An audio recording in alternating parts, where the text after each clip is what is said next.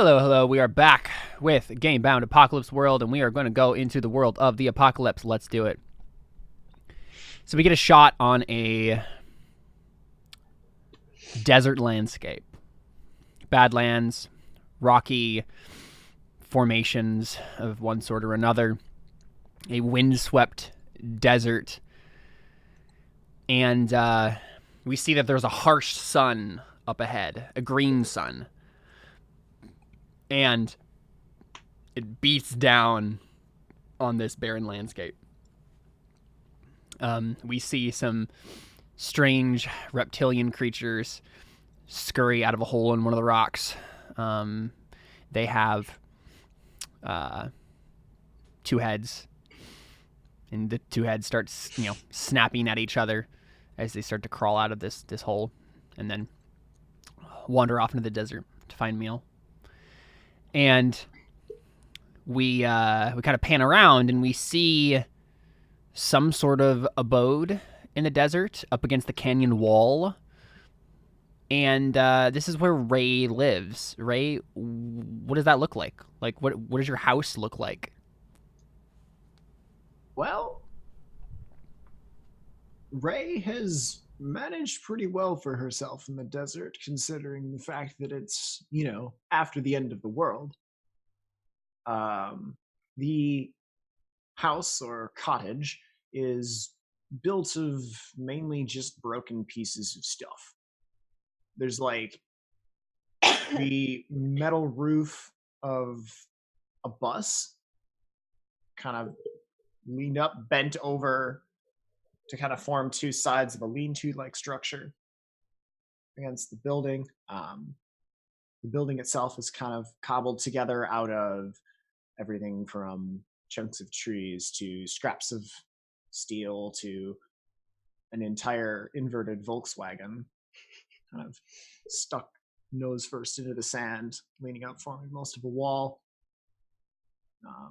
And all over the place are poles of rebar, 3 to about 7 feet tall, with dead animals hanging from them, and a nice even row of rebar stakes with impaled squirrels lining the pathway up to the door.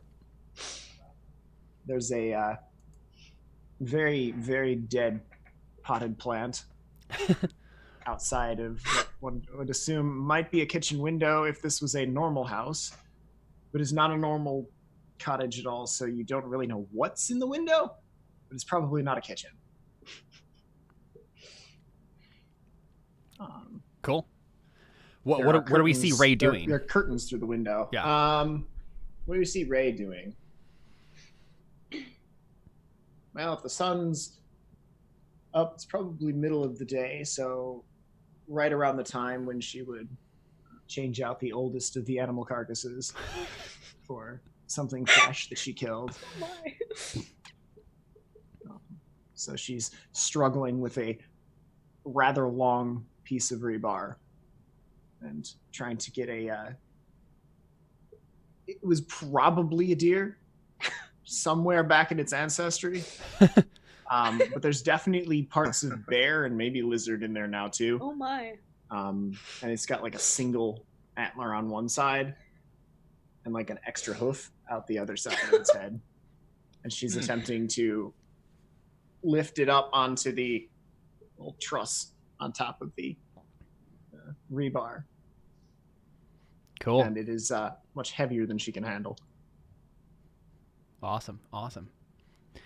Yeah, so yeah, we see you doing that. And Ghale is there with you. What is Ghale up to? Probably runs up to help her. Yeah. So we just see you, Rae struggling with this thing, and then Ghale steps over and helps her put the deer thing into the rebar. Okay. Yeah. Ghale, come here. Be a deer, will you, and help me put this deer on top of the rebar? Oh dear. was that a pun, girl? Do you actually say "oh dear," Ghale? No, that was that just Carly? Yeah. Oh.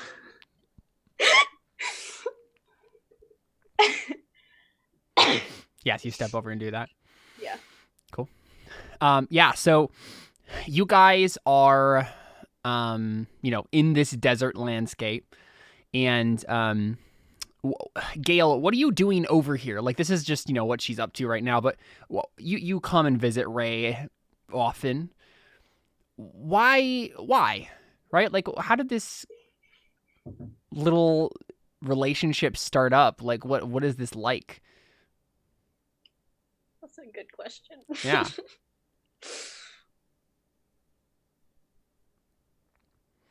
I guess, the main question would be, like, what is your particular reason for sticking around Rae?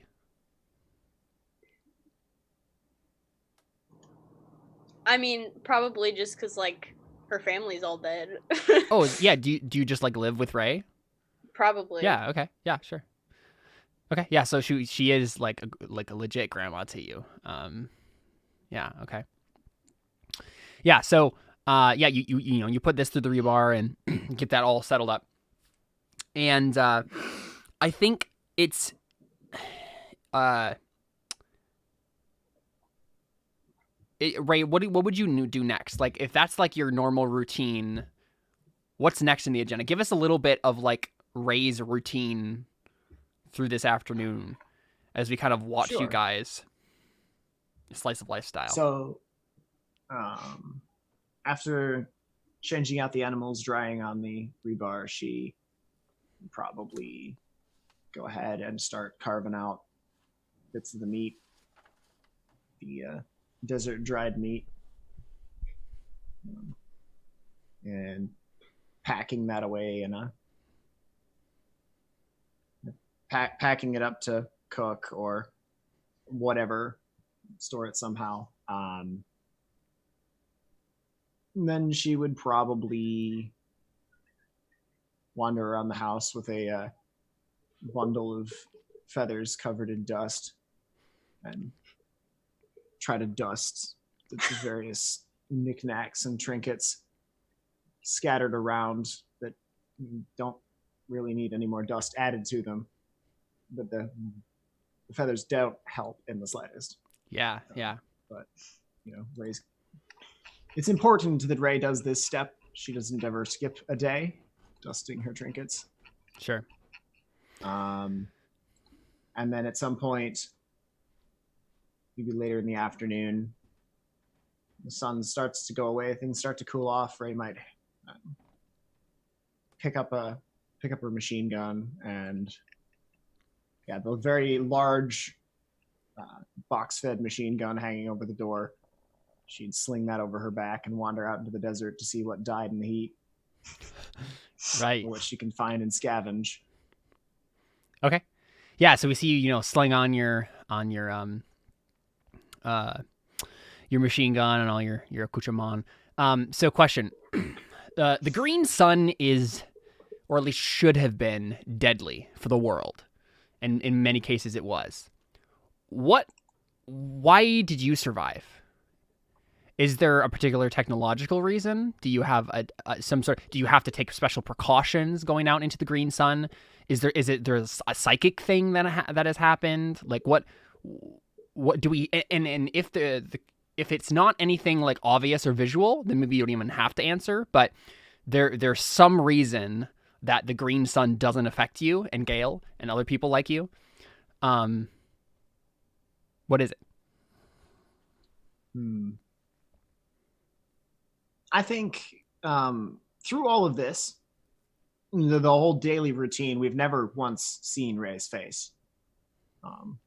Very quickly after the camera had panned in on them hanging up the carcass, you realized that Rae had been wearing a gas mask the whole time. 2 little round glass windows, kind of oddly reminiscent of magnifying spectacles, and a headscarf, full body covering. So we've never seen any of Rae's face or her skin. So her precaution is to stay covered up completely from the sun. She doesn't perhaps have a in-depth knowledge of how it all works. She just knows that the light hurts. Yeah. A lot. and that she's had weird, trippy dreams. Or maybe that's the soup she ate after making it out of something dead she found in the desert. Yeah. She's never sure the difference. So Ghale, I think you're not covered up. Is it because of your psychic abilities? Yeah, I'm just really weird. Yeah. And I think it's true. I think even like Ghale, that the green sun is the source of your abilities. That is the psychic maelstrom. You draw upon it for power, and so of course it doesn't affect you. Yeah. So Rae starts to go out into the desert, hefting her machine gun. Ghale, do you go with her, or do you stay here? Yeah, she probably goes with her. Okay, yeah. I don't know what else she'd have to do in the apocalypse. Right. So do you take any precautions yourself? Do you have any equipment you're bringing with you? What does that look like? I just have my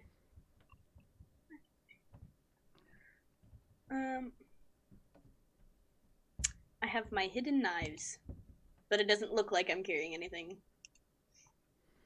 Mm-hmm. So are you just wearing this formal wear then? Probably. You're wearing some sort of fancy dress. Yeah, I mean, it's not super fancy. It's like a more practical version of what she would normally wear. Mm-hmm. But Sure. Okay, yeah, so you guys head out into the desert. Ghale, question. Yeah. Would Rae know you're carrying weapons? Probably. Okay. Well, we maybe have this cute grandma-granddaughter moment where Rae rather, grabs a pair of stiletto daggers off of a shelf, hands one to Ghale, and then tucks it in her boot. Ghale does the same. Yeah. So they're both wearing the same concealed knives. Cool, yeah. And you head out into the desert. Now, so this desert, you're in like some sort of like rocky canyon area, and the desert is full of like vehicles, technology, broken war machines from some long forgotten battle and some long forgotten war. And I think it's pretty high tech looking, right? It has a lot of sci-fi vibes. I mean, think Jakku, right? Like in Force Awakens. Like I love it. You see a lot of like smaller ships. It's some that are like legit, like probably look like planes or spaceships or whatever. And others that look like some sort of land vehicles, some tanks. And then you see we see off in the distance like a ginormous space cruiser that's just like half buried in sand. Yeah, so that kind of is like gives us the backdrop of everything here. So you're off to find if like an animal died out in the desert here.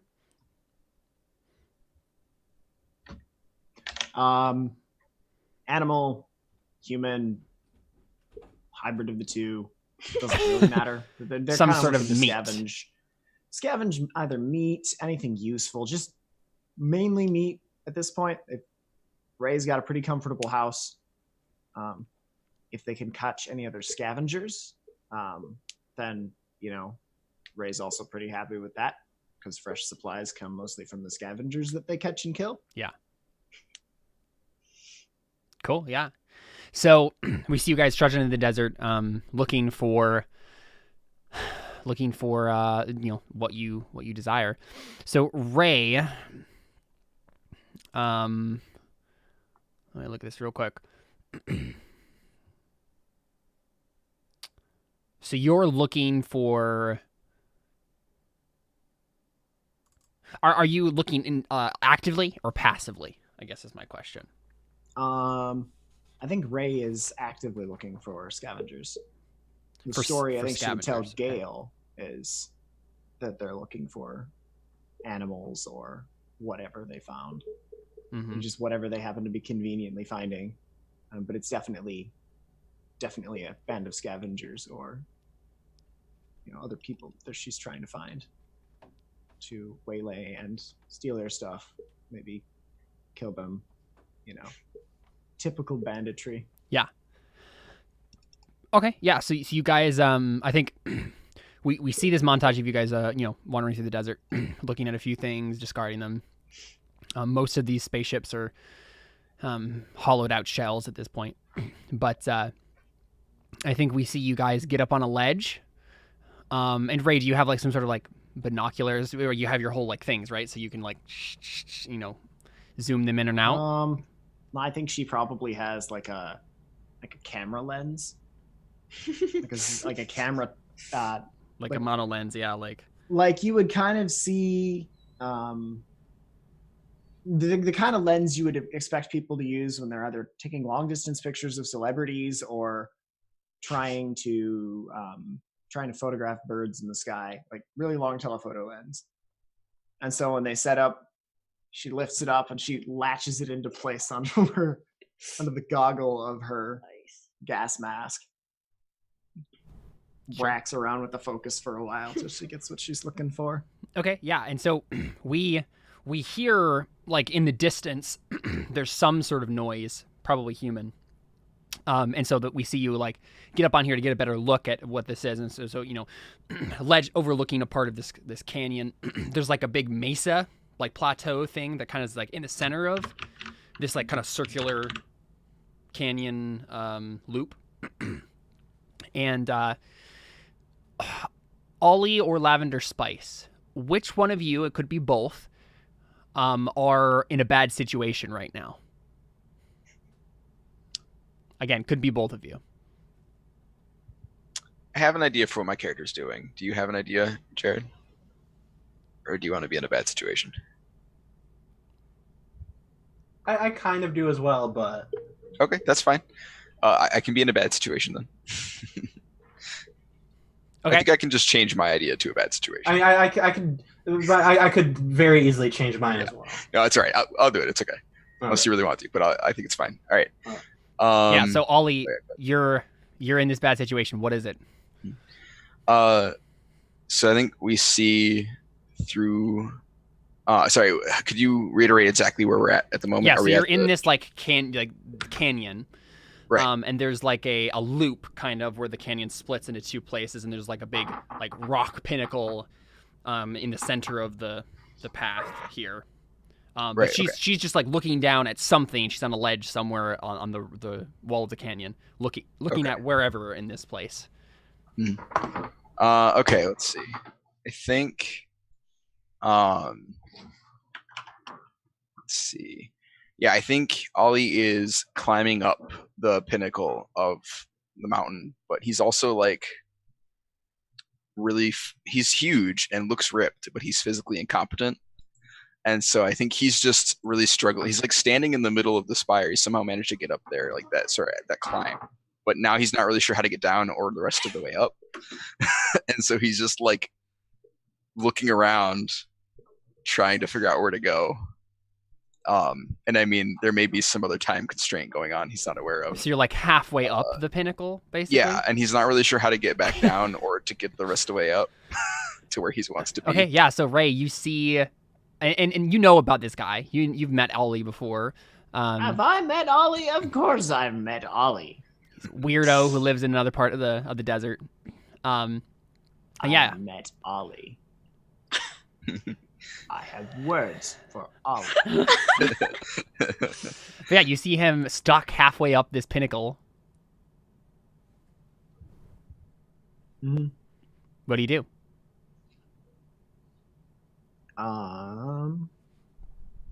Well, I think she's probably got a long enough zoom lens that she can tell who it is, right? Mm-hmm.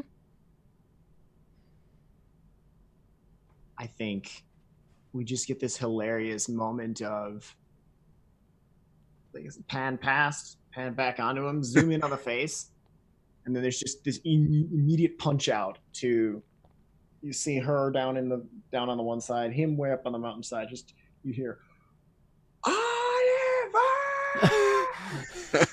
echo throughout the canyon. Right.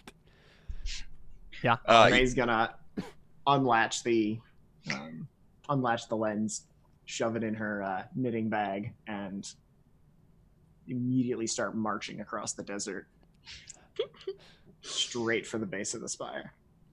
Do we just see Ghale trail behind her? Mm-hmm. Ollie, Ollie starts trying to even though he isn't confident in the path he's chosen, he starts trying to climb the rest of the spire anyways. Do we see you like visibly like be like, oh, Yeah, oh no? he looks around and then, because obviously we're really far away, so he looks around and then like just starts climbing up what is basically a really impractical cliff face Yeah. to Okay. climb, and not doing a very good job. Yeah. Okay. Make the first roll for us. Let's have you do something under fire. Okay. Try to climb up this pinnacle. No forward. So 7. Oh, that's better than I was hoping for. you can get up all the way, but you cut yourself on something, probably something that you really wish you wouldn't have. Okay. Or you can, end up getting stuck again, not too far up. And Yeah. only get, Well, a so couple more feet up, and then be one stuck of the again. things that I wrote about him was that he gives up on any physical task at the first sign of any kind of difficulty. So I think he like sees. He also got 2 sharp, so he sees the this sort of radioactive crystal or something like growing, which I think it's almost looks like a pane of really sharp glass, kind of like sticking out, jutting at an angle out from the base of this cliff. And there's several of them like up on the top ledges of this. Yeah, and I think at first he smiles because I think that's related to what he's here for, but then he realizes that it's super in the way, and he looks at it for a couple seconds, and then he just like frowns and sits down. And then I think he shuts his eyes, and I'd like to open my brain to the maelstrom and see if there's a way I can get up here easily before the least physical exertion possible, before I'm descended upon by my acquaintances. Sure. Yeah. Open your brain to the world's psychic maelstrom, my friend. Okie dokie. Boop. Boop. There it is. Whoa, nice. Awesome. Yeah, 12. Okay. So on a hit, the MC tells you something new and interesting about the current situation and might ask you a question or two. Answer them. I give you good detail on this. Okay, so yeah. Ollie, I think you can sense that there is, not only are these like panes of glass or shards of whatever it is, part of some bigger construction that's like beneath the pinnacle, Okay. but also, they're probably something that you could talk to and coerce into helping you in this particular circumstance. And I have a question for you. Okay. Why do you? How do you deal with the green sun? Like, is it just because you're psychic and you draw your energy from it? If so, how did you did you become psychic? Have you always been psychic?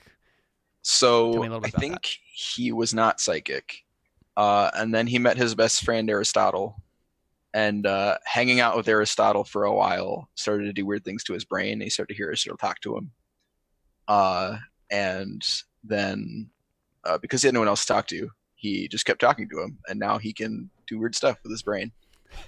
And Aristotle was the one that told him to come here because he's trying to build. Ollie is trying to build something with Aristotle's help, and Aristotle told him he needed to come here to find something for his device that he'd like to build. Cool. And yes, so he originally did not have anything protecting him from the green sun, but now Aristotle's sort of ambient influence, and maybe that interacted with something inherent in Ollie, but if that was the case, he wasn't aware of it. Because I think other people have probably been near Aristotle before and not developed psychic powers. But he doesn't. He just assumes that it was all Aristotle. And I'm sure we'll meet Aristotle at some point, unless you want me to elaborate on it. No, you're good. Yeah. Okay. Okay. Yeah. So you know that you can talk to this thing if you want to. Okay. Yes, I think we see now to describe him in a little more detail. He's a huge guy. He's ripped. He's got like some raggedy pants on and like a torn red vest, and sewn to that vest or otherwise attached is just a whole bunch of technobabble and techno garbage.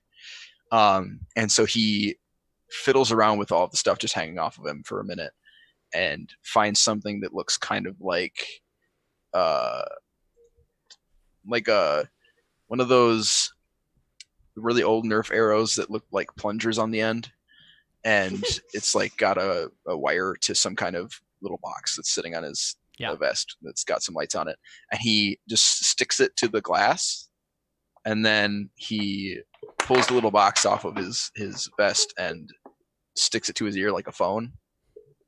And then he just says, hello. And so do you have a move for this? Like to communicate. Yeah, to like. I don't talk. think I have anything. Oh, I have. I have things speak. Let me see if it's because there's a question listed. Whenever you handle or examine something interesting. Yeah, that's exactly what you're doing right now. Let me see if any of these. Yeah.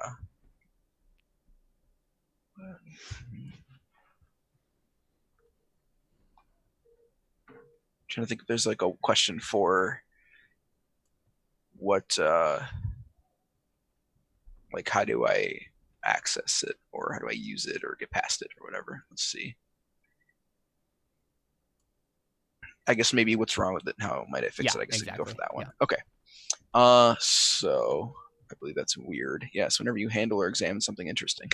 That's weird. Oh yeah, make sure to mark experience whenever you roll on a highlighted stat. So I guess I'll just do it twice now. Okay. Yeah. Boom. Oof. Oh, awesome. Yikes. That's not very nice. Glass. Okay. So I think what happens is you open your brain to this thing, and for a moment. Okay, I think what happens is the pinnacle starts to shake. There's like a rock slide, so part of like, and then rock slide falls down on you, and you're gonna have to like try to get out of the way somehow. Rae, at this point, are you like climbing up the pinnacle after him? Yeah, I think we've probably had some comedic shots back over his shoulder. Making this grandma, and then just without pausing, just instantly grabbing things, climbing up with intensity and determination. Cool. Yeah. So do something under fire, Ollie. Yeah.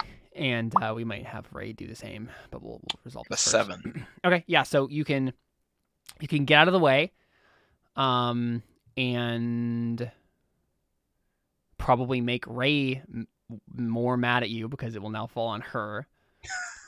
Or you can kind of get trapped under it, but you know it's not going to hurt you that badly. Yeah. I mean, if it doesn't hurt Rae, that's great. If it does, she isn't as likely to be a problem. So I think he's just like, he's more concerned about his weird plunger apparatus and getting it off of the glass before it's crushed. And then he just like hoofs it. Yeah, so probably not even really realizing, as it seems to be happening a lot, that it might be an issue for Rae. Right. Yeah, we see you like, jump to a nearby ledge, just trying to get out of the way of this thing. And Rae, this rock slide continues straight down towards you. What do you do? Well, honestly, I'd say she would attempt to move sideways and avoid it. Yeah, do something under fire real cool. Just like kind of put her shoulder into whatever comes down. Ghale, what are you doing during this whole thing? Are you just waiting at the base of the pinnacle? Probably. Okay. I think she's probably like, Rae's got this. I can hang back and just watch. Mm-hmm. Just observe.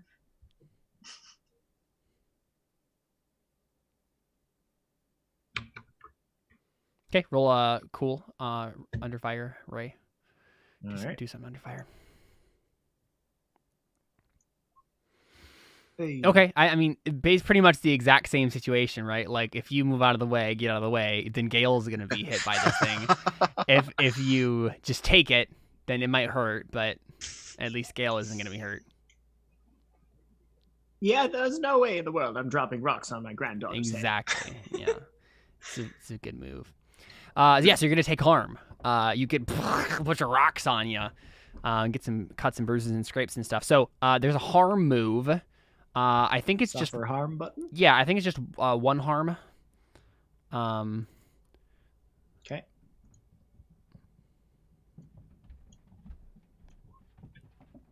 All right, so you succeed partially. Let me double check the harm move here, if I can find it. And then how does armor factor into harm move again? Is armor about not getting hit in this game, or is armor about tanking hits? Armor reduces the harm you harm. take. I don't think it does anything to the harm move in this. Yeah, so instead of 9, it would have been an 8 then, which is still the same result, succeeds partially. Okay. So maybe it. I don't remember. Yeah, so you don't actually get hurt by this, but there might be like a consequence for getting like hit by these things. You break your katana umbrella. Exactly. Where are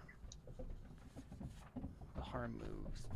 I think my dog is going crazy upstairs right now. I don't know what's going on. I can't hear him. That's good. Here we go. Nope, that's not it. Harm.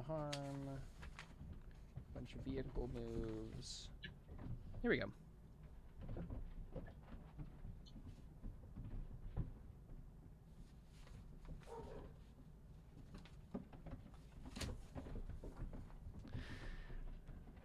Are you telling me you guys don't hear that? Oh, I did hear that one. It's- Sorry. I heard one Quiet. bark. Yeah. Oh, really? Okay. Let's see here. So you got a 7 and 9. I'm gonna choose 1. I'm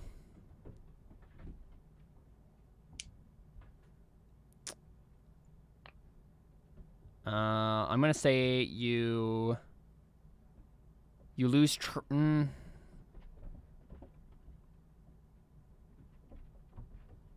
You lose your grip on whatever you're holding. What piece of gear falls to the ground? Right. A rather beat up knitting bag. It's kind of an ugly orange and brown paisley, really faded, and you're not totally sure what's in it, but there's stains Yeah. on the bottom of the bag. It's an unsavory piece of equipment, to be sure. Yeah, so that falls to the ground, and the stuff that's in it just scatters everywhere. Oh, great. What is in it? Did you describe that, or did I just? Did I just miss it? So the big camera lens Yeah. that she uses comes tumbling out. In addition, a small handful, half dozen rather wickedly sharp knives come tumbling out. There's like a pile of there's like a couple of like burlap sacks that fall out and start to squirm.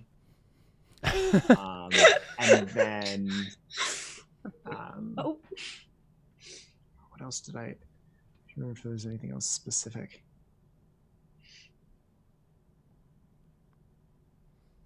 Yeah, and then I think as the bag comes to rest, a sawed-off shotgun comes sliding out of a split in the seam near the bottom.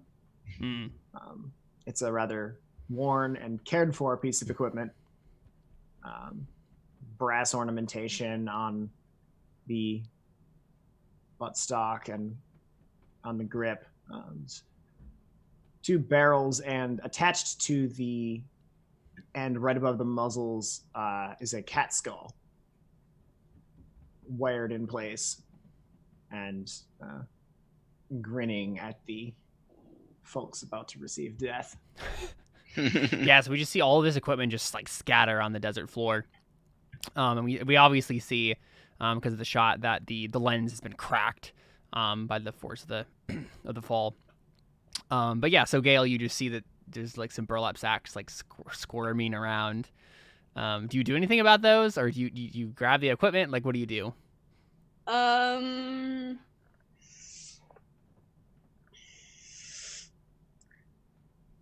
Yeah, she probably grabs the equipment first, and then if she can carry anything else. Sure. Yeah. So you just like shoving it back in the bag. Okay. Yeah. So Ollie, you have made your way to another ledge, and you see that Rae has been like hit slightly by this rock slide. But then Rae, do you continue climbing up, or do you climb back down? Like, what's that look like? I think Rae looks down long enough to see Ghale gathering her things up. I think she shouts down, "Thank you, darling!" And he just starts climbing again. Yeah, so we see you get to a point where like you're pretty close, relatively close to Ollie, and Ollie, you've just been like kind of like up against the cannon because you realize the ledge you've jumped to is like much smaller than the other one was. Yeah. And so yeah, you're kind of like caught in a bad position. Right, you get into like within speaking distance, so you don't have to shout for you guys to hear each other clearly. What do you say? What do you do? How do you confront him exactly? Oh, okay. Rae is, I guess. Yeah. Yeah. I was gonna say nothing. I run away. Yeah, I think several times during the ascent, Rae looks up to him and she's like, "Ollie, there's gonna be heck to pay," and she literally uses the word heck. And I'm going to keep doing this several times until Ollie actually finally responds, as if, like, she's trying to figure out if she's in earshot of him or not. Yeah. We get these kind of awkward moments up the cliff face. He hasn't said anything the, until Man in Black from Princess Bride. He hasn't said anything until he's now in a position where he knows that he's not going to be able to get away in time because of this small edge. And so you say there's going to be heck to pay. And he's no, go away. And then he just keeps trying to like nudge himself along this like cliff thing that is too small for his huge body. You expect me to just get up and leave you alone, to walk away same way you did to me? I'm bleeding out on the desert floor. And what do? You just sat down and accepted your heckin' fate. You let I admit it was a bigger gang than we could have taken on. You were right, I was wrong. But you didn't. You could have done something. You just sat down. You owe me for that pair of trousers. You owe me for that there handbag. And you sure as flicking heck owe me for those. Hang on. Think of what actually we were going after there. You sure as heck owe me for that motorbike we nearly had. Yes, the whole time he's going, no. Just like to himself almost more than anything as he's trying to like slide along. And then he says, was too heavy. He keeps moving. I'm sure it wasn't too heavy for a big strapping man like you. I tried. It's too heavy. And he like tried maybe for like half a second. I haven't thought about what Rae's going to do when she gets to the top. I don't know that Rae's thought about what she's going to do when she gets to the top. Yeah, so I think at this point, the key Ollie's like, why you follow me? Why are you following me? I keep forgetting he's just weird and not like stupid.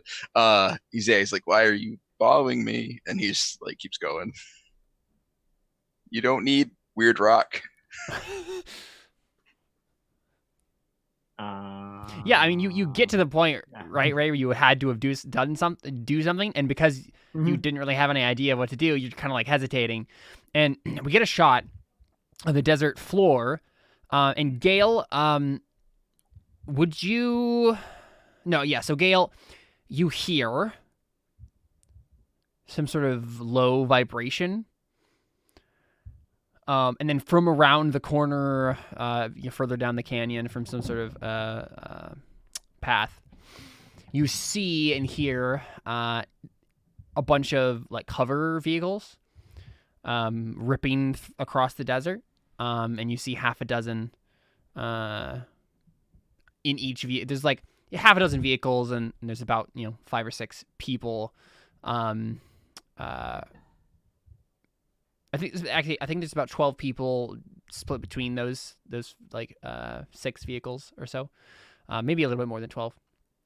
But 2 or 3 person vehicle. They're ripping through the desert. They obviously have a bunch of scavenge like on in nets on the sides of the hover vehicles. But you're not entirely sure whether or not they're like have seen you yet, but they're coming close at a very rapid pace.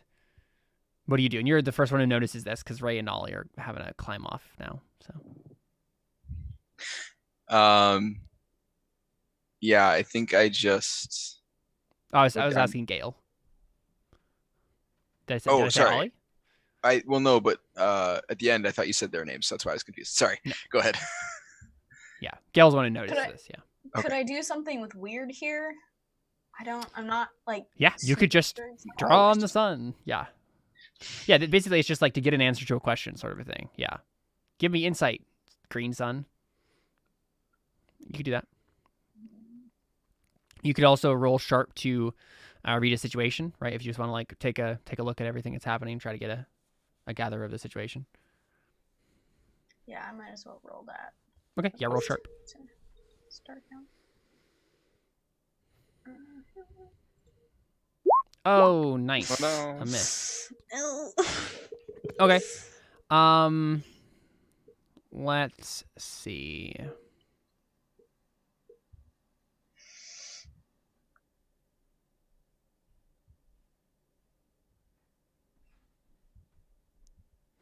So you obviously like try to take a look at the situation, but you don't really get much out of it. You don't recognize the people, at least not in time, and I think they basically just start.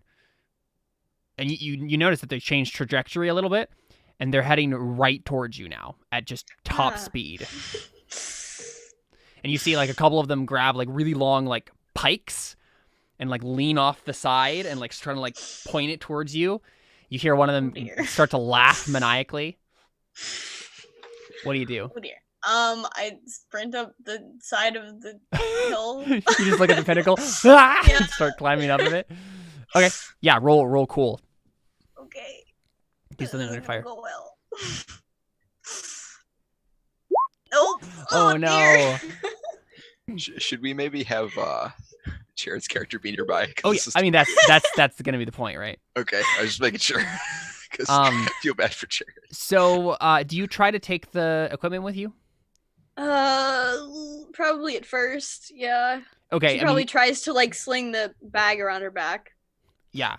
And I think that's what unfortunately catches you on the ground, right? Like you try to, and there's just too much stuff. It's too unwieldy. You're not a very strong person to begin with. Balance. Yeah, and you get up like a half dozen feet up the side of the pinnacle, and then fall right on your back. The wind gets knocked out of you, and just get surprised for a second, and then Rae and Ollie, you now notice the fact that these hover vehicles are ripping towards Ghale, and she's on the ground.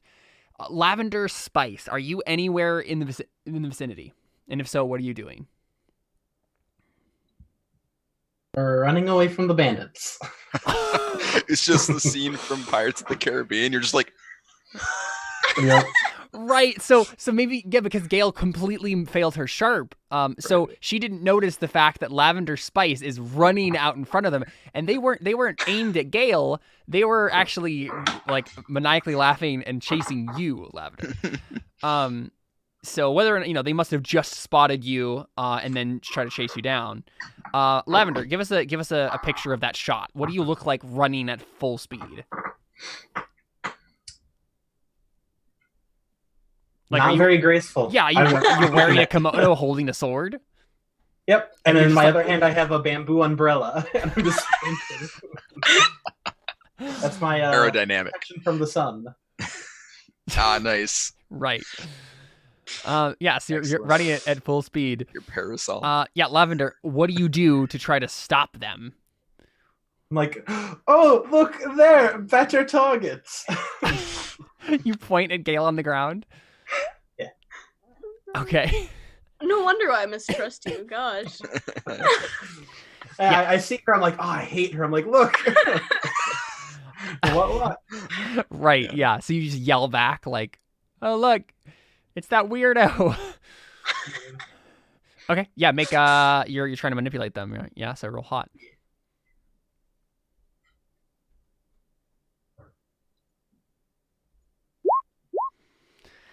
Okay, let's see. 7 to 9 for this. So they'll go along with you, but they need some sort of concrete assurance, corroboration, or evidence first. So you have to sweeten the deal somehow, say one last thing, and give them some sort of concrete whatever to seal their changing trajectories here. Oh, look, 2 more of them on the mountain. I think one of the things you could point out is probably when Ghale fell, the equipment fell out of the pack again, right? And there's a whole bunch of like valuable equipment scattered on Plus, it had Ray's gun in it, didn't it? Yeah, exactly. I don't know how many guns she has. Being a gunlicker, probably at least 3, but maybe they don't know that. Honestly, the most mortifying part of that is it's the fact that Tabby has fallen out of the bag. Ray's gonna want Tabby back, as it were. Cat's out of the bag, as it were. Oh my goodness. Worked out so much better than I could have predicted. So I think as Ollie is trying to shimmy away from you, Ray, he points down and says, "Your acquaintances have returned." Trying to like put your attention somewhere else. Just keeps failing on this cliff. I know when you tasted the steak was weird. It like didn't cook the same as the other one. Yeah. Yeah, so Ray, you obviously noticed this whole situation. Can I make a check roll to see if I can tell? Well, I guess that's not how this game works. I'd like to scan them as they're coming to see if I can notice that Lavender is running away from them. Is that a thing that I can do? Can I read a situation? Yes, Yeah. I would like to do that. Ooh, 10. Yes. Okay, cool. All right. Let me look up the move here. Yeah, ask me 3 questions. Okay.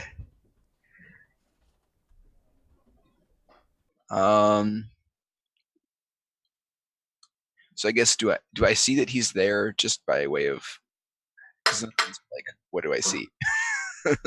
You mean they? Sorry. Excuse me. Yeah, right. I Get his guess pronouns right. I'll ask what should I be on the lookout for the question of trying to find Lavender, I think.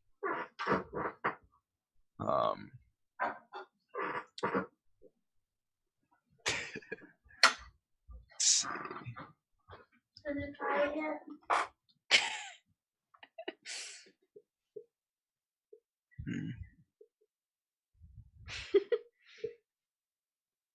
Okay, yeah, so I guess I'll ask what should I be on the lookout for, because the whole point of this was to see if Lavender was down there.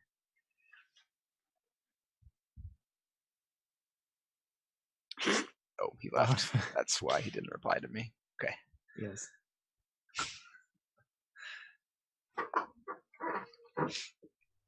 We could talk about whatever we wanted on stream and get away with it. Just probably air all could. of Caleb's dirty laundry on the internet. potatoes and mushrooms too? All right.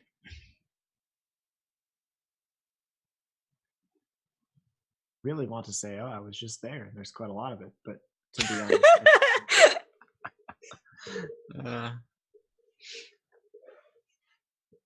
So Jared, oh, he left too. No. Okay. hang on 1 second. I'm gonna go find something to do. Right. Go ahead and say I was Since we're all getting up and walking. I was trying to away. talk to you, Caleb, and then I realized you were gone. And then while you were gone, I tried to talk to Jared, and then I realized he was gone. Like, well, okay. All right, so I'm gonna ask, what should I be on the lookout for? Because the whole point was to see that lavender was there. If that works for that. Yeah. And then I get to ask 3, right? Yeah. So, which enemy is most vulnerable to me right now?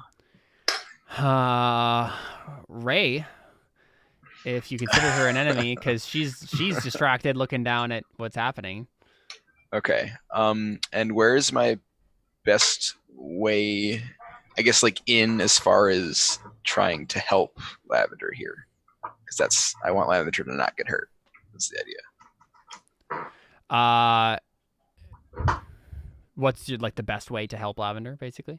Yeah, basically. What's my best? It says escape route specifically, but way in is also there. Yeah. Oh no, sorry. Escape route's one of the options. Escape route or way in or way past. So way in, I guess, is like what I'm asking. What's my best way into like helping secure his safety, Right. their safety. Their safety. Yeah. Okay. Yeah. So, I'm trying to think of what you even can do. I was thinking I could try and cause another landslide. Yes. Oh, absolutely. That would help. Yeah. But I would have to do it in a way that wouldn't kill him because that would defeat the purpose. Yeah, I mean, Lavender has kind of like gotten out of the way at this point, right? Like he misdirected them and then like ran after the side. And so if you I think Ollie, with your role here, I think you know who these people are. It's a scavenger band. I mean, it's obviously the same gang that you guys fought before, right? Right. Yeah. And you know that they would like nothing better than to kill Rae. So just cause another landslide, make Rae fall down, and there you go. Okay. Let's see. I'm trying to think if there's any cool psychic way I can do this, because I definitely can't do it with my hands. Because opening your brain is more like an information thing, right?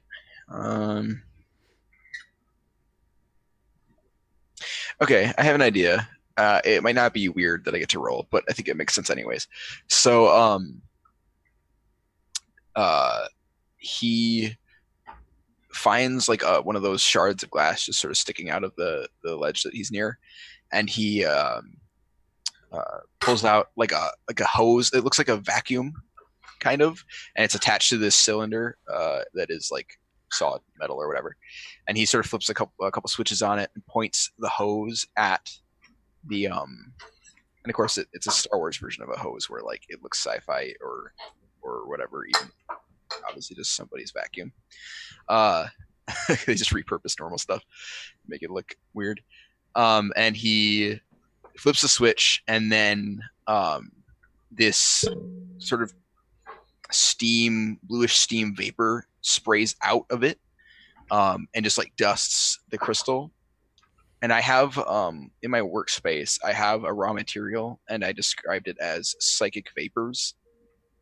And so I would like to spray this rock with psychic vapors and cause a psychic feedback in this rock, basically, that these things are. Because last time I tried to talk to them, I just talked to them and they freaked out. So now I'm going to try and like cause a feedback, which I realize is probably still like do something under fire or whatever, but at least it's more appropriate to the character. Yeah, that makes sense. So your intent exactly is to just cause psychic feedback so that the whole. Yeah, I basically want to collapse as much of this spire thing as possible, because I figure one, it'll put the spire closer to the ground and I won't have to climb as much, and also it'll hopefully crush some of these bikes or put Rae down there or do something or another. Okay. Yeah, roll do something under fire. Good luck. Okay. Thanks. Yes, I got a 9. Okay. Right. Yeah. So like hard choice, Rain, or something. Yeah, there's a couple of different things I could do here. I mean, I'm fine going down with it. I don't. Yeah, if that's a good enough thing. Yeah, I think that's probably what it is, right? Like, you can obviously do this, but you're putting yourself in danger as much as you're putting Rae in danger. Right. Yeah. Yeah. I basically just imagined like half of the side of the mountain falling off. It's not. I don't think that happens exactly, mountain, but like, okay. I guess I don't know. So you cause a psychic feedback here, right? Yeah. Okay. Cool. And I think what happens is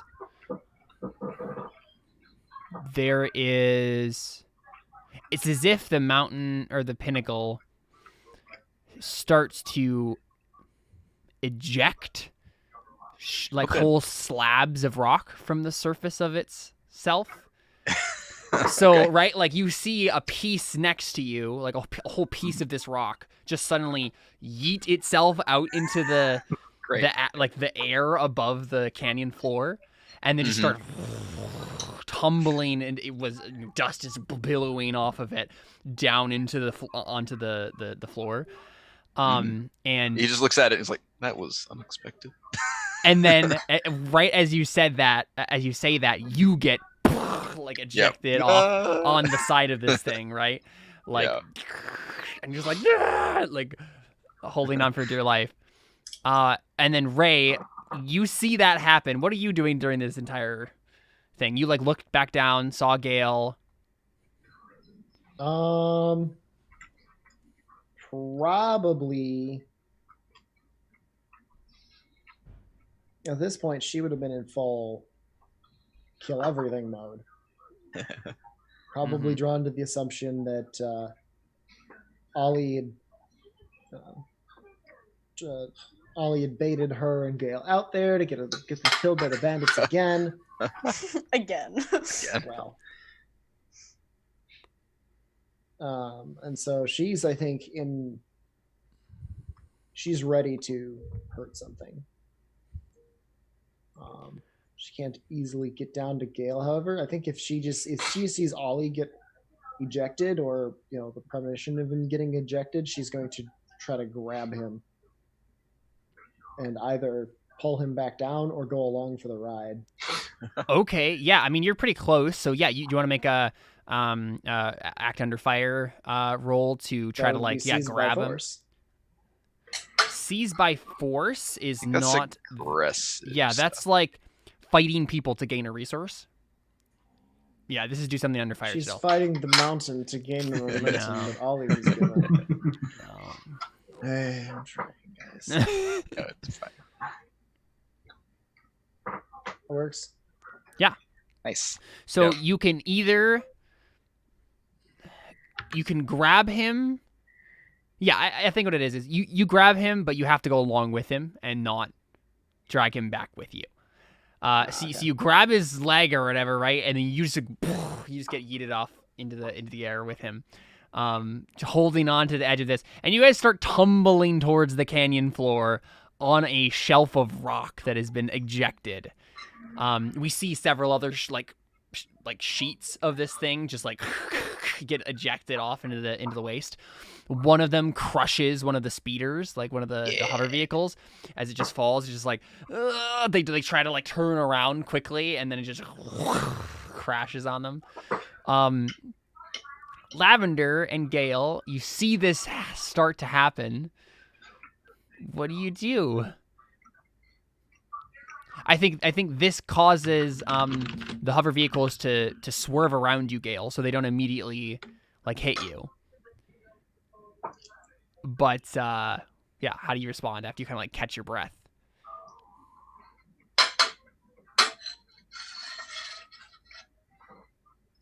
As far as I know, I'm not actually useful for like anything physical.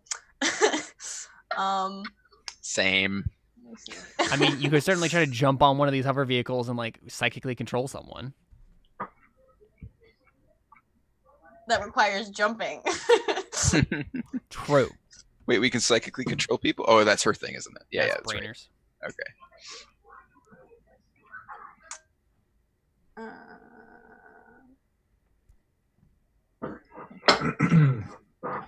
Okay, describe the situation again.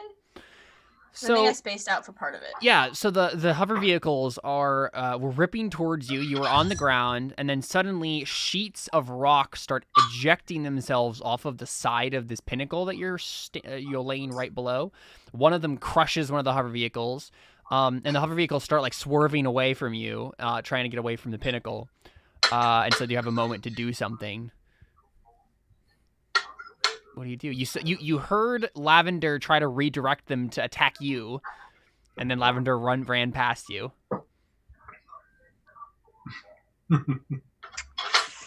Ooh.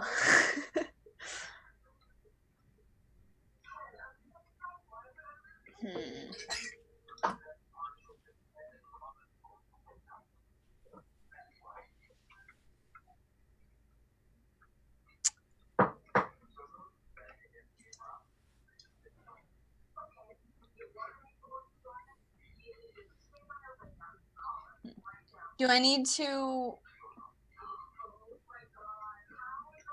Could I just put on my violation glove? Mm-hmm. A what? She works for the TSA. Did you not hear?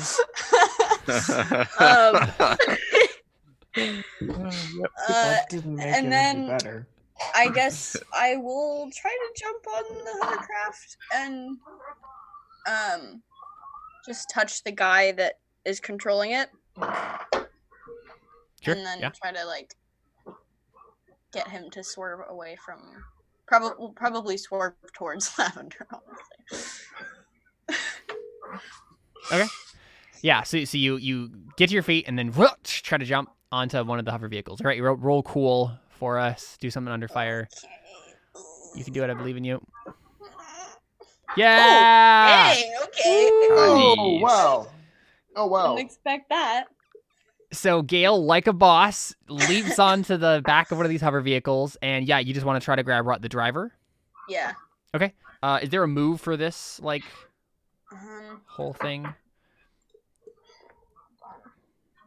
Here you go. Yeah, in puppet strings. When you have Yeah, time and yeah. physical intimacy with someone and That's what violation which glove, the glove allows me to do. exactly. You can plant a command inside their mind. So roll plus weird. You're doing this to driver, you said? Yeah. Okay. Yeah. Go ahead and roll weird. Nice. Nice. Yeah. All right. So you hold 3. I just put my hand on his face. Yeah, describe this for us, right? Like this guy is like, he's like, ah, what are you doing? Ah! Starts to like swerve. Yeah, and I just put my hand on his face and mentally command him to swerve towards Lavender, I guess. Okay, yeah, swerve towards Lavender. So you hold 3. Is it the gentle caress of do what I want, or is it the slap in the face of your will is now mine? A literal slap in the face, yeah. Yeah, and so they either have to listen to you or you can like harm them. Basically. So I think they do it. They're terrified and they just like swerve towards Lavender. And so yeah, that happens. And you start sort of you're literally just like, yeah, like attack Lavender? Is that what your command is? Yeah. Okay. I mean, gets me out of the way of the falling things, and also I'm mad now, so. Sure. Like, did you just try to do that? Okay. So Jared, Yes. Ghale just mind commanded one of the people on the hover vehicle to swerve towards you and attack. Oh, okay. You see this Attacking happen. in what manner? Like run me over? Yeah, or- pretty much run you over, I Yeah. guess. Yeah, because it's the driver I who's mean, doing it. is it a hover vehicle? Yeah. Okay, I just like dive underneath it. Okay. Yeah. So. Well, roll- no. What I want to do is I want to like draw my sword and be like super dramatic. Yeah. So we and- see and this like whoop. really focused shot where we see you just like honestly, you know what it is?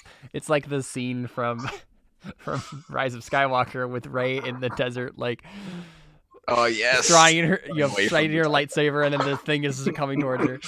Yep. Yeah. Go ahead. And my argument for this is I want him to think I'm gonna like, oh my gosh, is he gonna like hit me or like cut me in half or something? That I look so determined.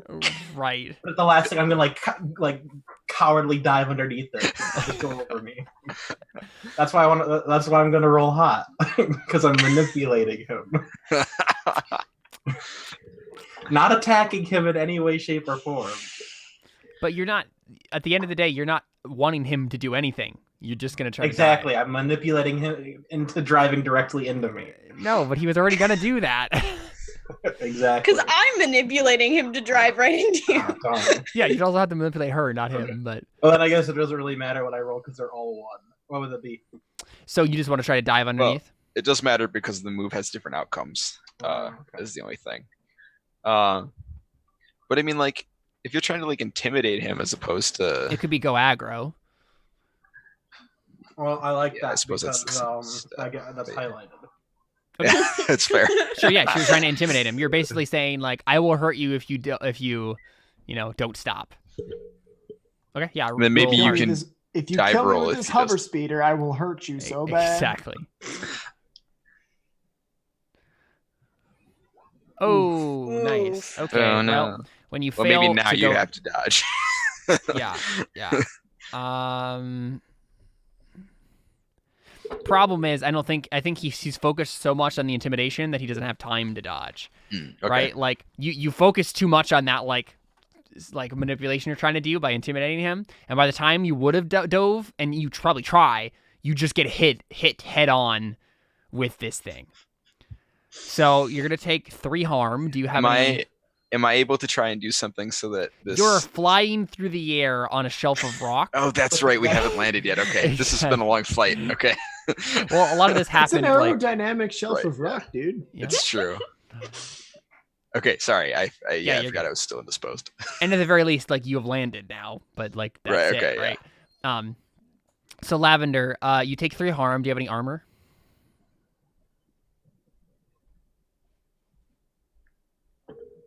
No. No. Okay.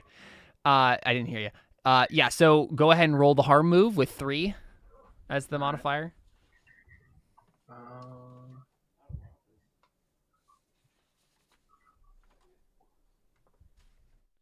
Nice. Wait. Nope, that's bad. Never mind. Oh, it's bad. I forgot high is bad for harm in this game. I think. Okay. Isn't that right, Gil? Because you roll plus wound, so it's bad. Yeah. I can't hear you, David, if you're saying anything. Oh, you can't hear me? I can hear him. Oh, wait. Yeah, that's weird. I should be able to hear you. You guys can hear him. Jack your headset, David. Can you not hear me either, Josh? I can hear David. I can hear you.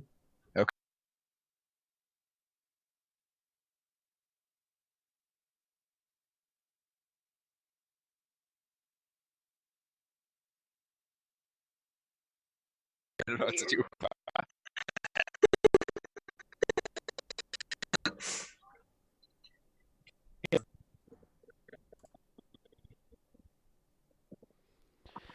Sorry, I don't even remember. my what I computer's said. freaking out. It's Okay, probably not important. my computer was freaking out. Sorry. It's okay. Can you hear me now? Yes. Okay. I took 10 damage. Does anybody remember what I was? Oh, I was saying. I was That's not how it confirming that rolling high is bad. Yeah, and rolling high is bad in this. harm. Yeah. Oh, okay. Yes. So on a 10 plus, you're out of action, unconscious, trapped, incoherent, no. or panicked. Oh, wow. Yeah. So it's like that scene with Rae. If she'd been just short and her head bounced off the top. Exactly. You just get smack dab in the front of this thing. You just out. You try to animate this, and it animates back at you. Now the speeder has a new hood ornament. Exactly. So All he the yells yeah, out the, dramatically the with his hand broken- outstretched. literally- No, Lavender. exactly. The broken body of Lavender is just like on the hood. So you got what you wanted, Gale. Woo. But yeah, so I think Lavender, you mark 3 slices on your harm thing, so you're at 9. Yeah. No, like 3 different points of it, so you're at 9 o'clock. And so being at 9 o'clock is bad. That's where it only gets worse, right? It doesn't. Yeah, I think it gets worse. You start to like bleed out, as it were. Or was that after 9? I don't remember. I feel like it should be on here somewhere. So I think once you get 10, it goes to 11, then 12. But I don't know if 9 goes to 10. I can't remember. You'll find out, I'm sure. Let's see. Hopefully. Oh, wait. I see it. I see it. Okay. Harm. Oh, the 3 segments after 9 o'clock are more serious. Okay. Yeah. So you're just under being screwed. Yeah. Oh, wait a second. Yeah, before 6, harm will go away by itself with time. 6 to 9, the harm won't get worse or better by itself. After 9, unstabilized harm will get worse by itself. Stabilized harm will not. Yep. So you're just unconscious on the hood of this hover vehicle. Ghale, the command stops, right? Because he's fulfilled his thing. And so he's just like, what did I do? Oh my, and then he and like the guy next to him like look at you and they kind of like realize what just happened, and then one of them is going to try to like attack you. But first, Ollie and Rae,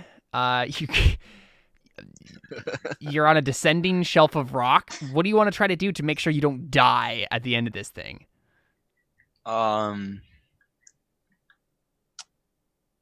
Seems the easiest. What'd you say, Josh? Not die. Seems the easiest. Resist damage from the rock slide earlier, or did I sack something for that? I think you rolled the harm move, but I don't think you actually took damage. I think it's what you said. Yeah, you have no harm because your armor took it. I know I didn't track any, but also I did roll a 9 on harm. Yeah, but yeah, that's why you lost all your gear and it broke. That's right. Oh, okay. Because it was unclear to me how. Yeah, sorry, I should have made how it was supposed to mark that in terms of if damage was dealt. The move itself doesn't usually. I mean, I think you can add harm, but normally you take harm and then you make the moves like as a separate thing. Yeah, because you took harm. Yeah, but you had a -1 to the harm you took because of your armor.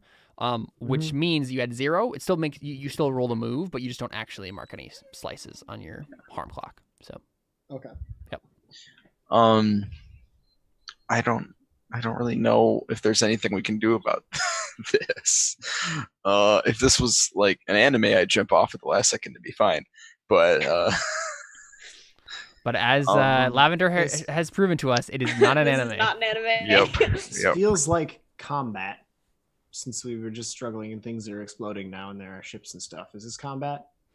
It will be combat when you land. Unless you want to attack Ollie or want to, Yeah. I mean, wasn't that grabbing him with the intent of harming him considered attacking Ollie?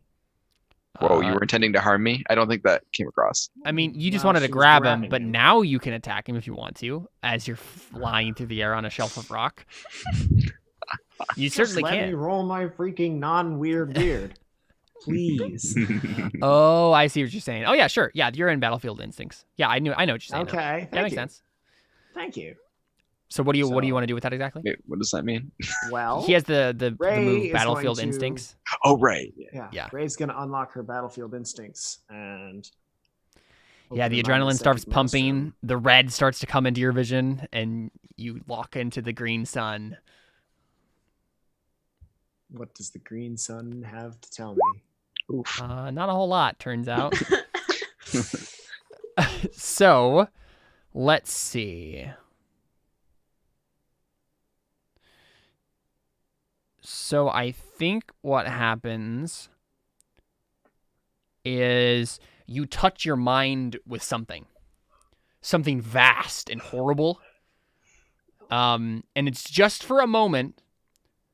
But the darkness, whatever this like horrible thing is that you've just tapped into, what? I said he met Aristotle. Demands an answer to one question of it, right? So like you hear this like compulsory inquiry in your mind as it tries to rip into your like mind and like get a piece of information that it wants, and it asks you,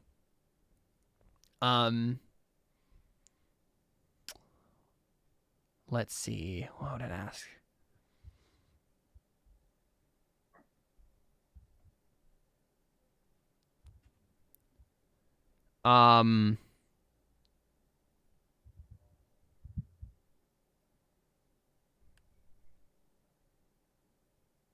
It asks, how are you like this? Like the battlefield instincts thing. Like, why are you... How did you get this phone number? How are you weird? Yeah, exactly. It's literally, how did you get this phone number, right? Like... This is a secured line. And this isn't Rae consciously answering necessarily. This is her mind just giving the entity what it answer wants. getting ripped. Is it ripped out of her mind, or does it just kind of come forward? I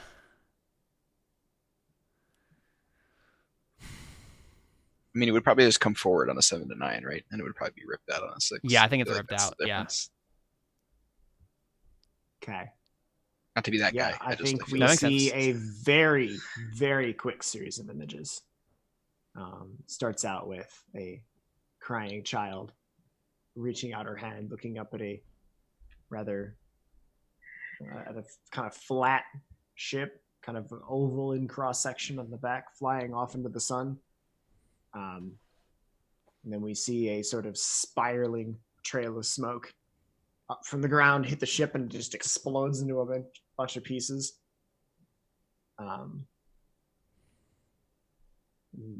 We cut to a shot of a rather angry-looking girl sharpening a knife, to a shot of a bandits camp, a bunch of dead bandits, and a bandit with a grenade launcher strapped across his back, laying in a pool of his own blood, and a rather angry-looking girl wiping blood off a knife, to a series of very quick shots of just guns and fights and battles and struggle to survive. That kind of, and it ends right at the moment of the spire exploding. Mm-hmm. You've kind of seen a quick flash through of all of Ray's life up to this point. Yeah. Pretty So simple, just fighting. I might have missed something, but what did the blowing up spaceship imply? What was the context of that? Oh, I was trying to make a Last Jedi reference. Last Jedi, Force Awakens reference. Right. Her So parents it was were like on a ship. left her. And Yeah. her parents were flying away on a ship, some unknown reason, and they got shot down by somebody with an RPG. Got it. Yeah. Of course. Okay, that makes sense. Yeah. Just took some dice and chucked them in the sky. You throw a D20 hard enough, you might score a crit. Oh boy. That was good. All right. Yeah. Cool. So this gets ripped away from you, and then you just hear like one phrase, which is just like, "You don't belong," and then the mind disappears. And yeah, like your battlefield instincts have kicked in, but that didn't help you. You're just kind of traumatized. Your battlefield instincts tell you you're in a really bad place. Yeah, Ollie, do you do anything? I would like to read the situation, see if there's anything that he might think of that my brain is not. Sure, let's up. just continue to drag out the sequence while you guys are literally on a piece of rock falling to the ground. Well, I mean, Sounds good. I mean, let's be honest, Caleb. I don't what have any options ideas. do we have I know. Yeah. in our kits? so maybe you'll have an idea. I don't. Okay, I'll read the situation then. So yeah, I think he's just glancing around, looking at stuff. I got a 12. Yeah. Nice. Yeah, ask me some questions. Okay. Where did my questions go? Questions? No. I had them and now they're gone. Sorry, 1 second. I mean, I think probably one of them is what is my best way out or whatever that one was. I think that's probably what I'm looking for. To jump, the last possible second. No. Like Legolas, be lighter than air. Obviously, Ollie, it's to talk to the shelf. Okay. At least you didn't say fall on Rae, because I thought that's what you were going to say. Okay. Talk to the shelf. I can do that. Did you realize this isn't a piece of rock? This is some sort of Right. technology being ejected off of the spire. Yeah. What? You don't want Okay. to follow me, big So- boy? Then I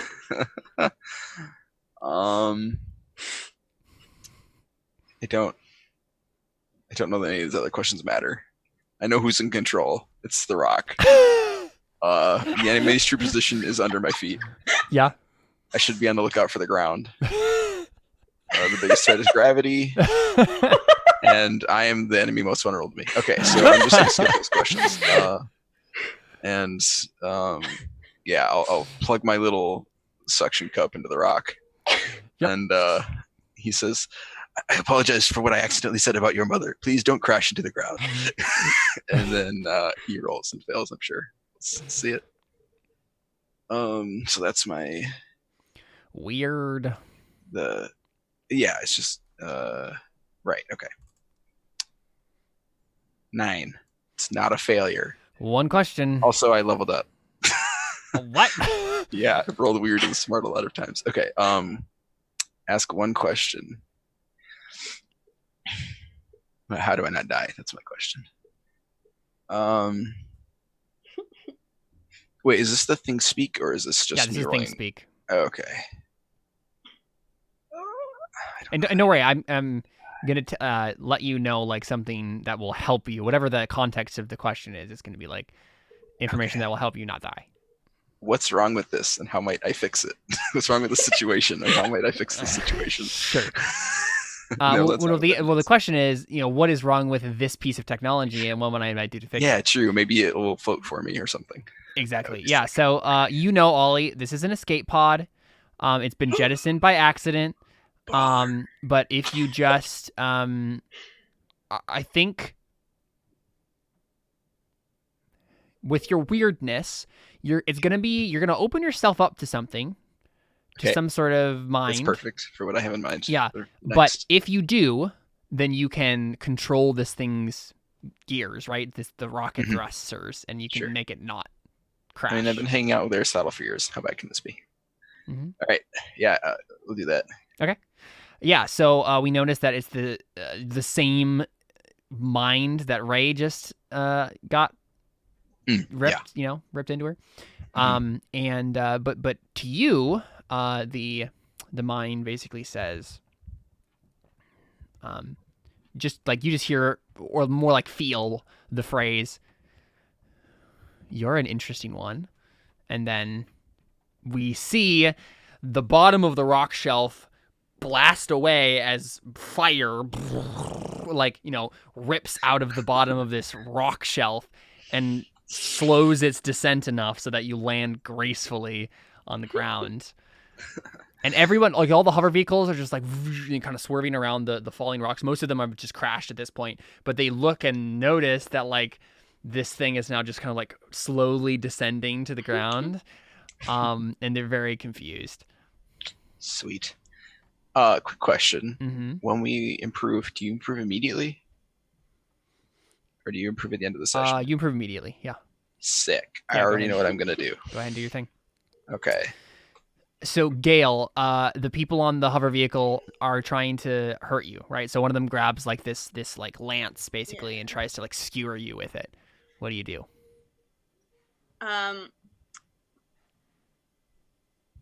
Well, they're distracted for a moment, aren't they, because of the thing coming down? Sure, yeah. You can try to take It's advantage of not that. to my advantage. I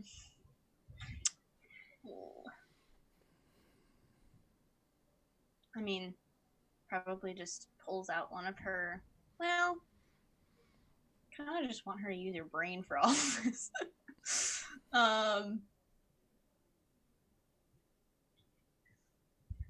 I mean, she just puts her hand back on the guy's head that she first commanded, and she commands him again to just like protect her.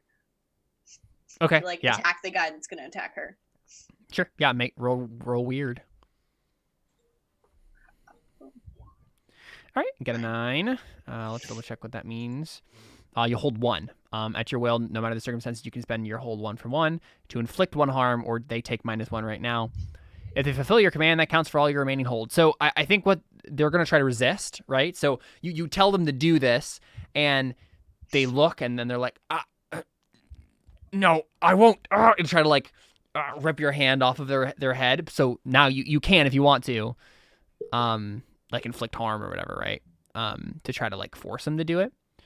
But yeah, what do you want to do? Yeah, I'll do that. Okay. So you just like blast his brain a little bit, and he, aneurysms a little bit. And he, let's see. Actually, you know what you're doing? I think what you're probably going to do, because I don't know if you want to like actually do it. You want to threaten him with it, right? Like, Yeah.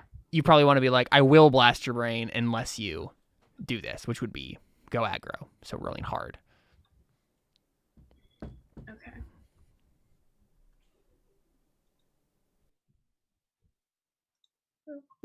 Eight. Okay. So for you, that means on a 7 to 9, they can choose one of the above or one of the following. So this guy has to choose between the following list of things: force your hand and suck it up, cave and do what you want, get the heck out of your way, barricade themselves insecurely in, give you something they think you want, or tell you what you want to hear, or back off calmly, hands where you can see. So I think instead of doing what you want them to do, he just bails, right? He just like, yeets himself off of the side of this hover vehicle, hits the dust, probably hurts himself. But well, cool. He's at least out of my way. Yes, but this guy is about to skewer you with the lance. So what do you do?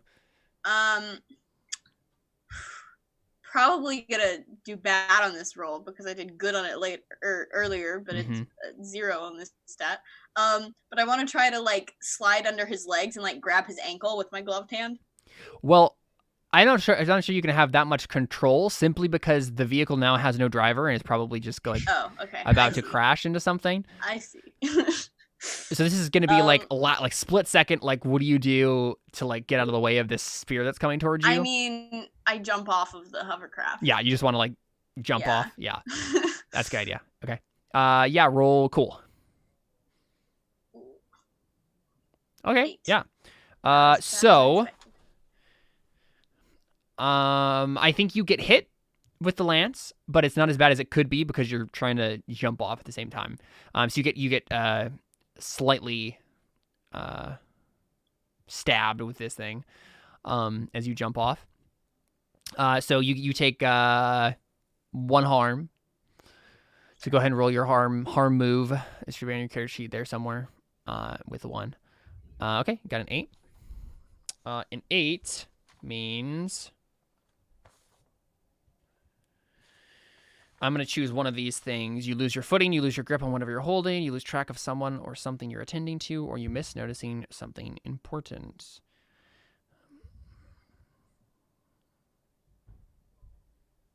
You lose your violation glove.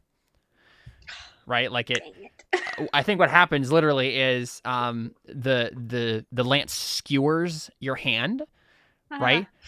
And ruins your violation glove. And then, like a shard of it like rips off because it's literally like some sort of like wooden lance basically. And it like snaps and there's like a shard of wood in your hand through the violation glove and you like tumble off of the side of this hover vehicle. The hover vehicle starts to just go out of control and accelerate towards the canyon wall. And I think we see that in the struggle, when you were struggling with the driver and stuff, Lavender like fell off onto the ground. But this guy like looks at you and kind of like nods to himself like, oh yeah, I got her. And then he like glances and notices that he's about to crash into the canyon wall. And then we just see this fiery explosion as the hover vehicle just slams into the canyon wall.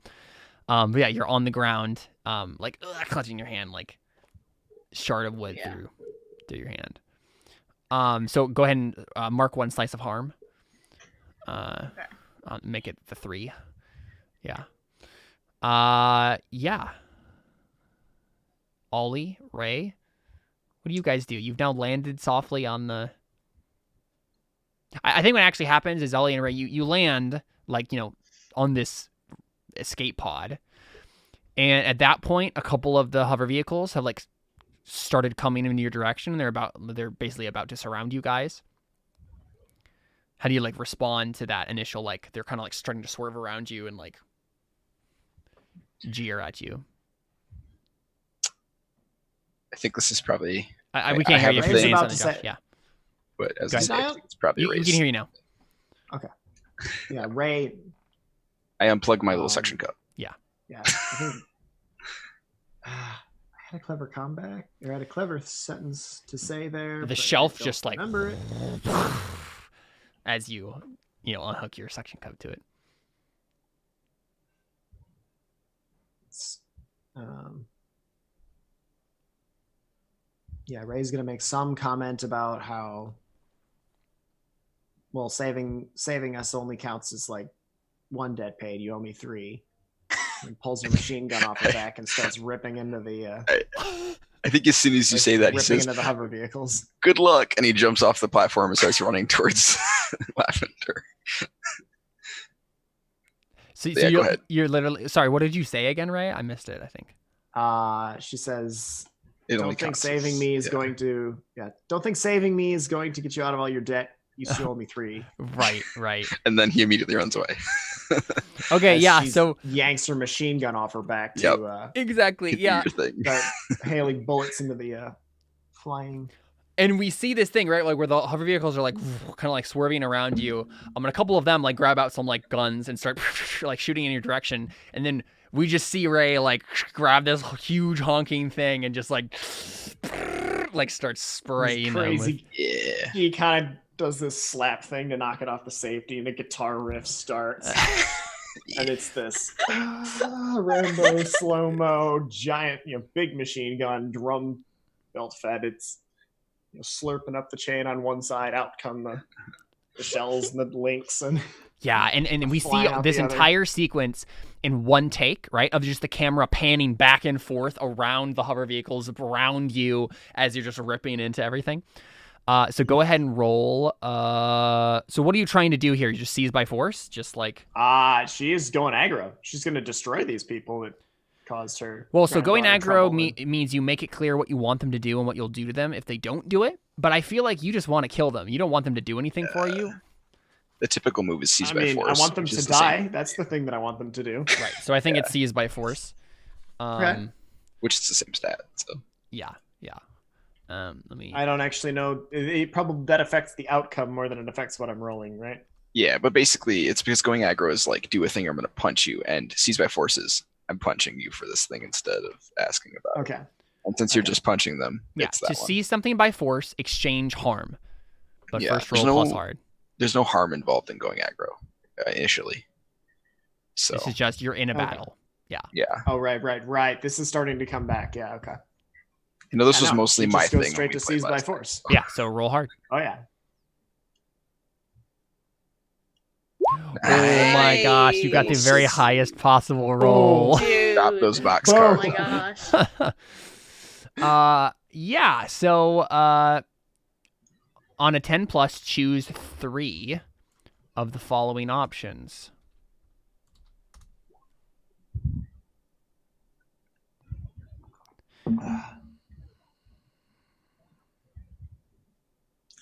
Like how Roll20 doesn't understand what these letters are. No, that's just always copying it over from this Yeah. PDF. It Yeah, always it's does an that. Yeah. I encoding know. issue. Oh, It's it's an the encoding PDF. issue. Okay. So I'm thinking something in the PDF decided to use a non-standard F character. Yeah. So Because why would you use the character that's been defined since the beginning of time as the letter F? Why would you not, pull in all sorts of random stuff that renders like the letter F? it's too easy. Unicode. You inflict terrible harm. You suffer little harm. You take definite and undeniable control over it. You impress, dismay, or frighten your enemy. I mean, I think she's going to inflict terrible harm. You get all but one of them Oh, all but one? Yep. because you rolled so high. Yeah, I think she doesn't necessarily want to take undeniable control. She just wants to inflict harm and dismay the enemy. Okay, No, yeah, No, I think she wants to take definite control. It doesn't matter if she impresses or frightens the enemy. right.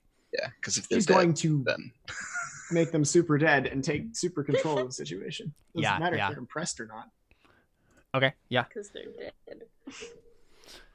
Okay, so you're exchanging harm now. So they're gonna provide. So you, how much harm does your machine gun do? My machine gun is a 3 harm. Okay, yeah. Close, far area, messy. that's if the that best gun. matters. Put some AP ammo in that thing. It's beautiful. So I chose a SMG instead of the AP ammo. yes, you inflict that makes terrible harm, right? So you do 4 then, and you suffer little harm, so -1. So you take 2. So go ahead and roll your harm move Okay. with the 2, or actually with a whatever minus your armor Would too. it be yeah. a 0 because my armor's 2? Oh yeah, so 0 then. Yep. So then he also doesn't take any harm. So he actually doesn't. Wait, no, he still makes the move. You Though, still right? make the move. Yep. Yep. Yeah. So I roll harm with 0. Harm was 0. Yep. Okay. Okay. Let's see. That's a good thing. Yeah, that's good. Harm. I choose 1. You lose your footing. You lose your grip on whatever you're holding. You lose track of something or someone you're attending to. You miss noticing something important.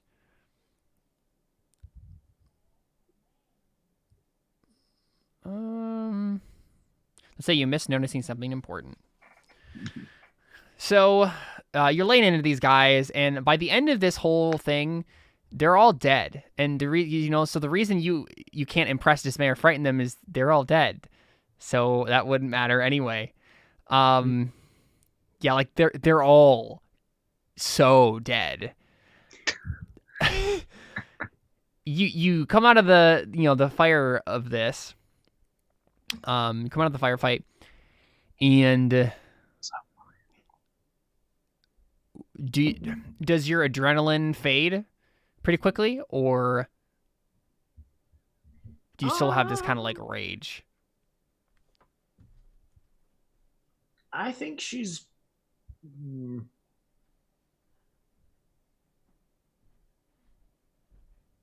I think if she's got any adrenaline still up, the instant she would see Ghale, it's gone. Just seeing Ghale was in trouble. Yeah, sure.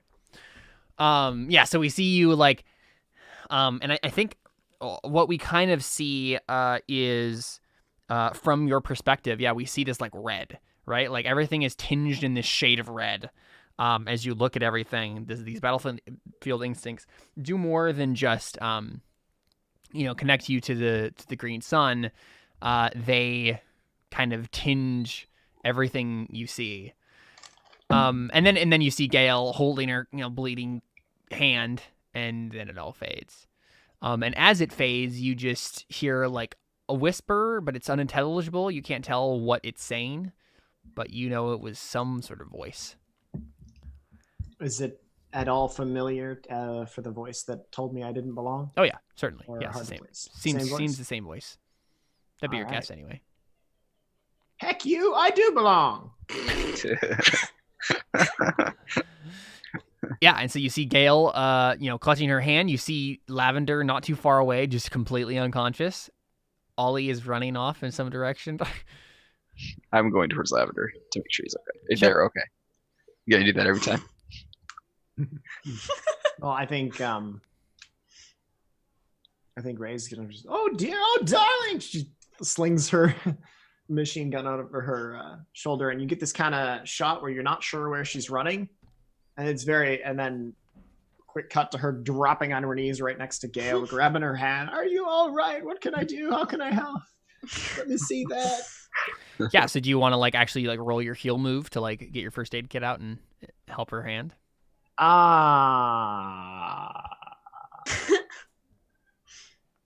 So, question. Mm-hmm. What is in an angel kit?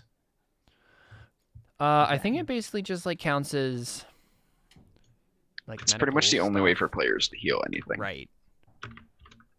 I don't think it describes. Maybe it does describe it specifically. Your angel kit has all kinds of crap in it: scissors, rags, tape, needles, Yep. clamps, gloves, chill, coils, wipes, alcohol, injectable tourniquets and blood slower, instant blood packets, tubes of meat mesh, bone pins and site injectors, biostabs, chemostabs, narcostabs in quantity, and a roll of heart jump shock patches for when it comes to that. So it's huge. Oh my. It's big enough to fill the trunk of a car. When you use it, spend its Whoa. stock. Wow.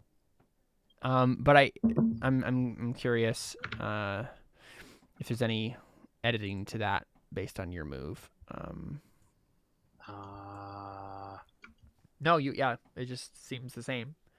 So I guess you don't have maybe it it's not the with size you? of a car. Well, I mean, you could have just brought some of it with you. Like, there's no reason why you have to split it up, or why you wouldn't be able to split it up. So that's fine. okay. Yeah. She's got some stuff to use. Yeah. So she's going to use what she can to help.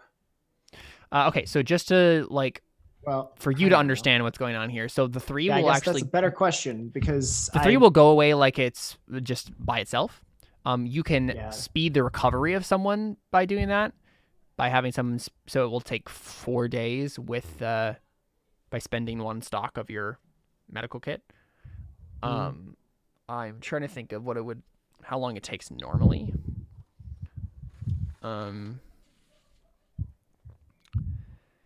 Let's see. Actually, though, I think she's probably starts digging around for something.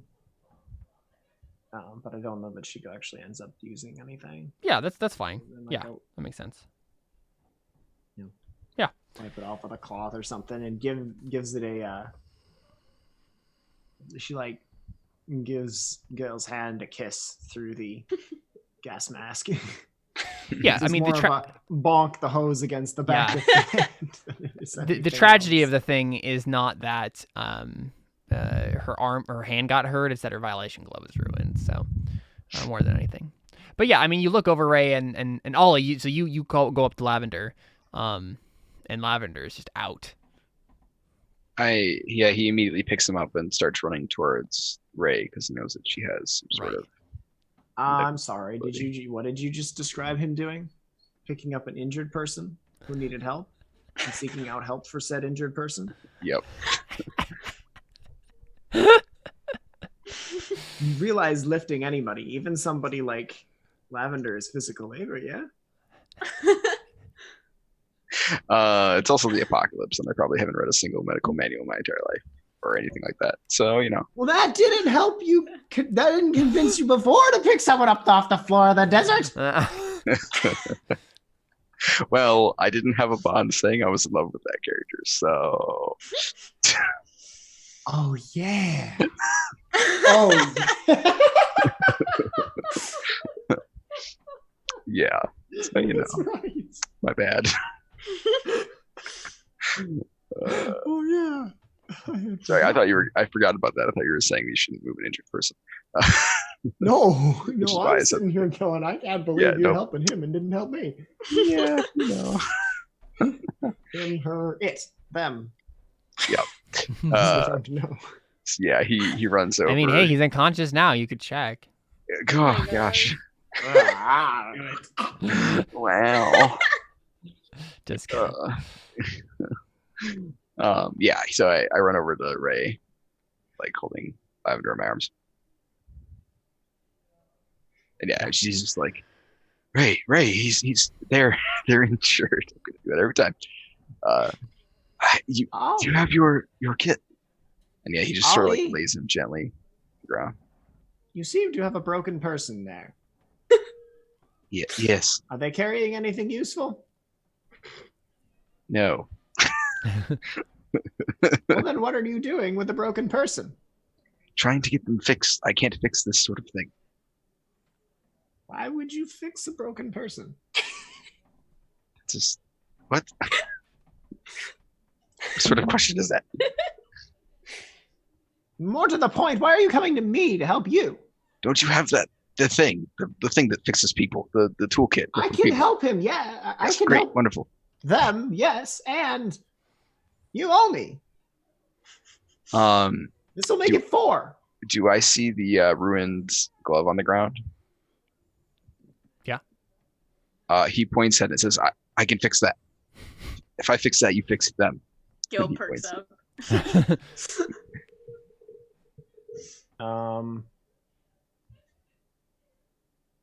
So is there a way, is there something like how does rolling hex work? Like, You is this a roll. way that he's because like is he appealing to the he's kind of appealing to the relationship between So Rae and Ghale. Yeah. How, is that connected in any way? No, or am I he'd roll. sticking a He'd mechanic roll where it doesn't hot belong? if he's trying to manipulate you or whatever, you roll hex for helping and and hindering a roll. interfering. Yeah. Okay. So I would be rolling hot to try and convince you if you said it required a roll. Okay. Which kind of sounds.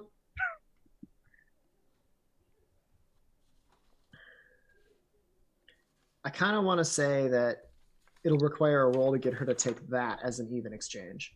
Okay. Yeah, that makes sense. Otherwise, she'll expect more compensation than just a fixed glove for Ghale. An 11. Whoa! All right. So on a 10 plus, both. If they go along with you, they mark experience. If they refuse, erase one of their stat highlights for the remainder of the session. Ah! Yeah, no, she goes along with this idea of Cool. Mark XP. yay. Win-win for everybody. Mhm. Yeah. So go ahead and roll. You roll your hex with lavender, Rae, because Okay. that is what you roll to heal. Oh, that's Okay. interesting. All right. I'm going to roll my hex with lavender now. That seems kind of Roll it. unprofessional. I don't care about you, so I'm going to do a Yeah. bad job by healing you. It's funny. You have negatives with them, don't you? Yeah. Whoa! Still a 10. Whoa. All right. Cool.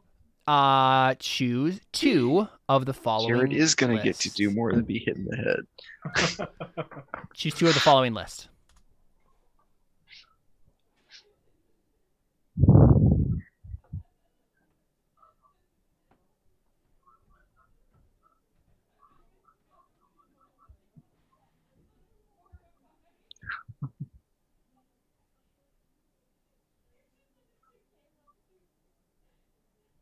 So normally you would spend 1 stock of your 2 to Mhm. accomplish this. Right. So I'm going to go ahead and choose to respond well to treatment. Oh, okay. Recover 1 stock. Wait a second.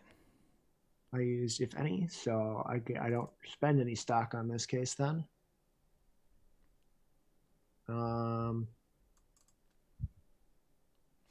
So or technically, is it choose 2 and the other happen? Yeah. The others happen? No. Or- It's just choose 2 of these things to be true.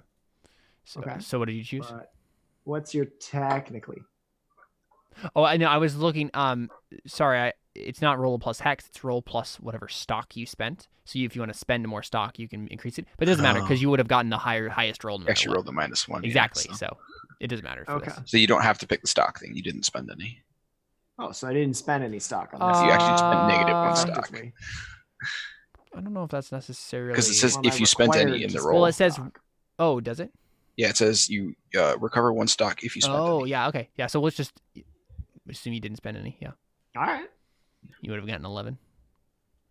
Rae can just kind of rip the bandage off of one of the burlap sacks containing something that's squirming slightly less vigorously than before. Yeah. And that somehow manages to work. Just stick them in some leeches. It's fine. It pulls open the bag and it's a whole bunch of leeches. But they're like sand leeches, football so they're sized. Dry. Oh, gross. Yeah. So what do you go And ahead see and them choose? rehydrate as they attach. Ew. Yeah, that was a little gross the minute I said it. I went. It's okay. It's the apocalypse. It can be gross. Yeah, it's the apocalypse. So I'm thinking I'm gonna take 1 experience from that. Mm-hmm. And then I'm going to the pain and drugs make them babble the truth to you. Ask them what secret they would like to spill. That's a good one. I don't think I want to end that mystery of the stream. I know. Just Well, because... it's ask them what secret they spill. It's just he tells you a secret that he gets to tell decide. me ace. Oh, I Yeah. like that even better. All right. All right. You're all hopped up there, Lavender. What secret do you tell me? Is it what gender you are? Just kidding. Oh boy. Yeah, so he's treating you and like giving you drugs, or she is treating you and giving you drugs, and then you come to for a moment, and then say some secret, and then go back under, sort of a thing. Okay.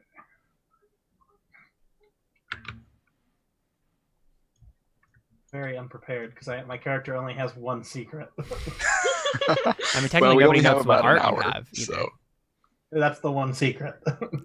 And also what gender you are. Those are two secrets. Oh, I mean, that one doesn't really even matter.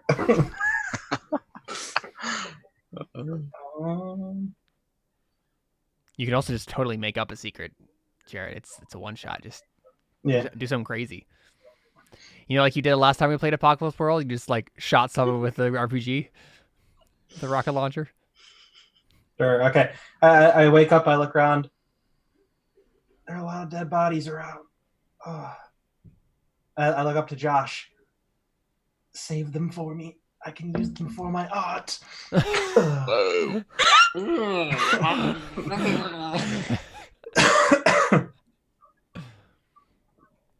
I think we just cut I think. the scene there. Well, I think Rae lurches back, and then yeah, Like, scene is cut. Yeah, so let's take a quick break, and then we'll come back, and I think I know where we'll end up next. So stick around. We got more Apocalypse World coming right at you right after this break.